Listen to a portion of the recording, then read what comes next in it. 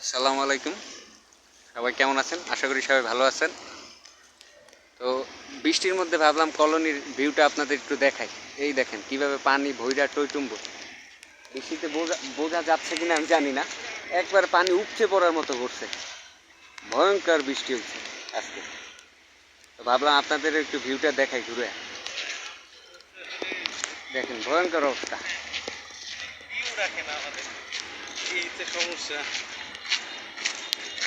এই দেখেন এই পাশে পানি ভইরা উপচে পড়ার মতো পানি পড়ছে কলোনিতে আর কি।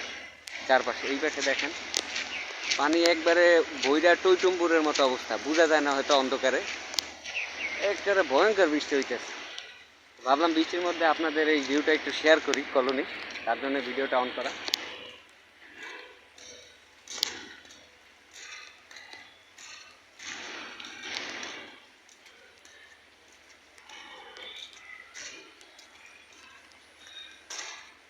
এই দেখেন কত পানি, ও এই একটা অবস্থা অস্থির।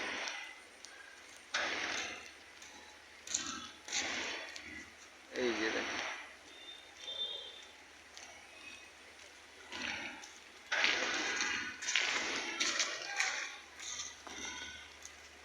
ওই দেখেন কিছু মানুষও যাচ্ছে, তারা আপনারা একবারে পুকুরের কাছে নিয়ে দেখেন।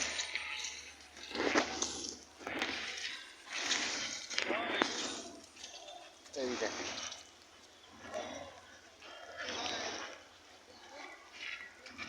আর একটু কাছে গেলে যদি এনে একটু পেক্কাদা আছে, আমি পড়ে যাওয়ার ভয় আছে, তারপর আপনাদের দেখাইতেছি। যেন অন্ধকার আপনারা বুঝতে পারতেছেন না মেবি। এই যে পুকুরের কাছে এই হলো মোটামুটি অবস্থা।